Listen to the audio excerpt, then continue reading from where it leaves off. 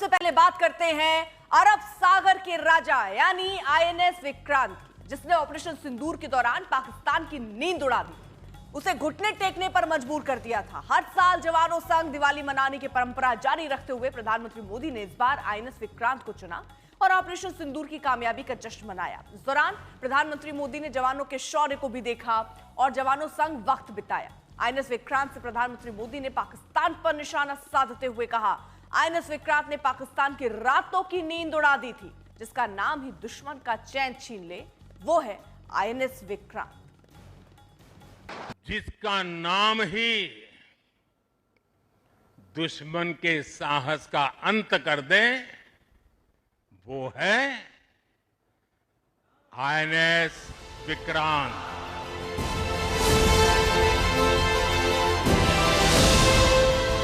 तीनों सेनाओं के जबरदस्त समन्वय ने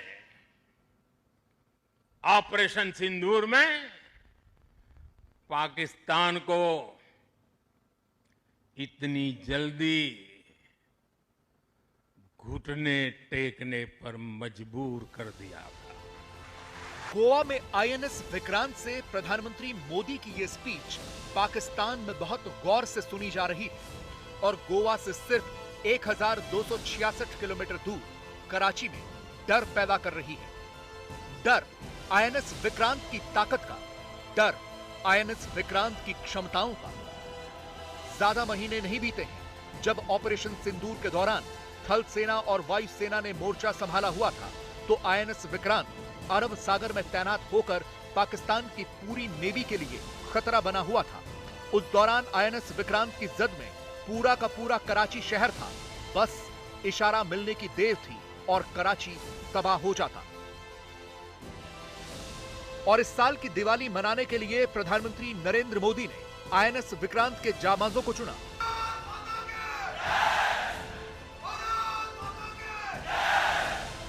प्रधानमंत्री कल ही विक्रांत पर पहुंच गए थे।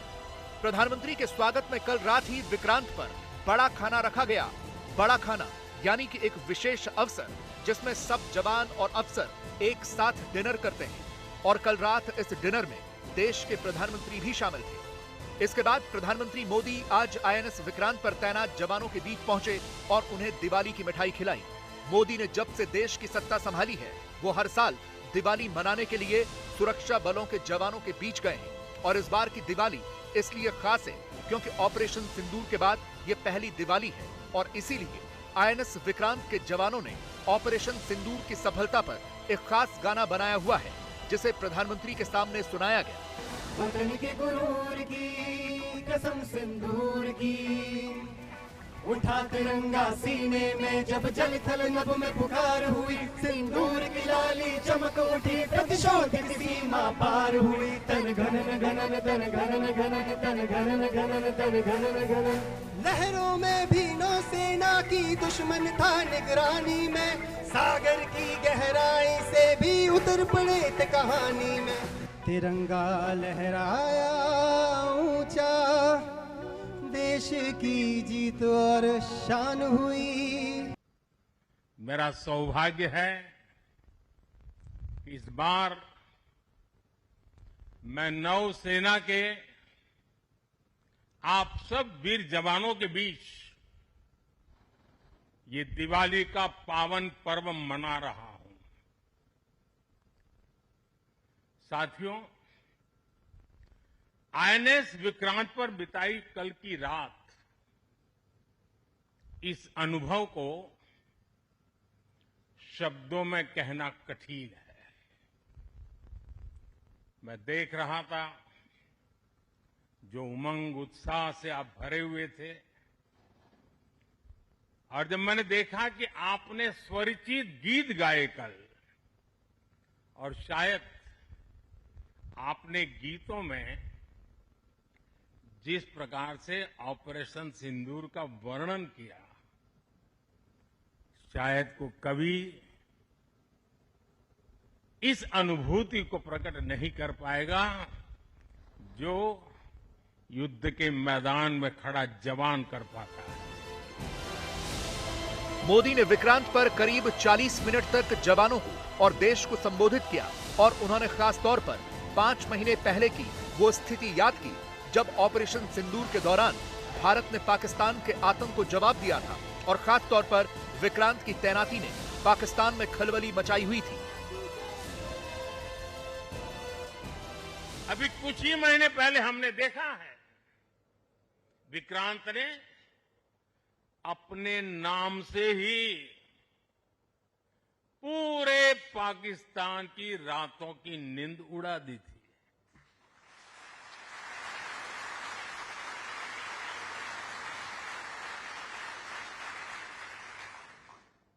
जिसका नाम ही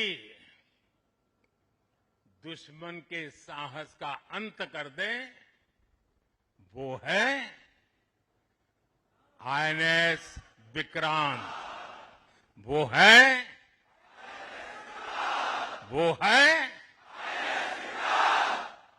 साथियों, मैं इस अवसर पर हमारी सेनाओं को खास तौर पर सैल्यूट करना चाहता हूं।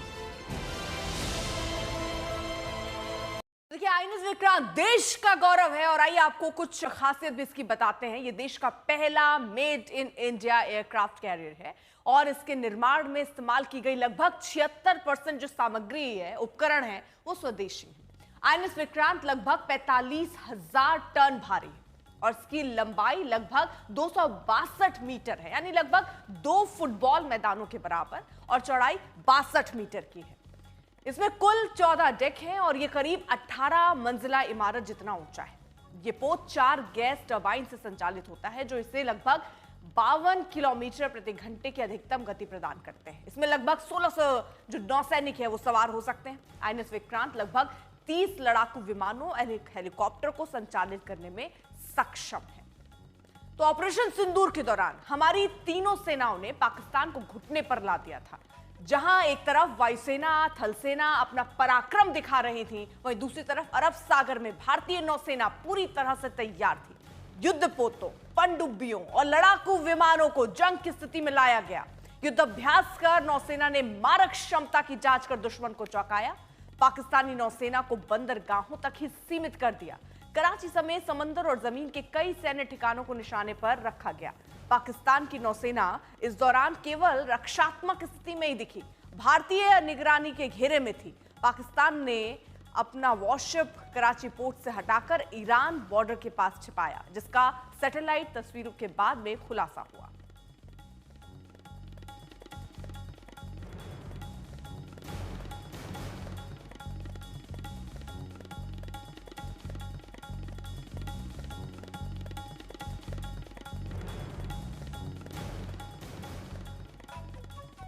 और इस बीच प्रधानमंत्री नरेंद्र मोदी ने देश के नाम संदेश भी दिया, जिसमें उन्होंने कई बातों का जिक्र किया। उन्होंने एक पत्र देशवासियों के नाम लिखा, जिसमें उन्होंने इस बात का जिक्र किया कि राम मंदिर निर्माण के बाद ये दूसरी दिवाली रही।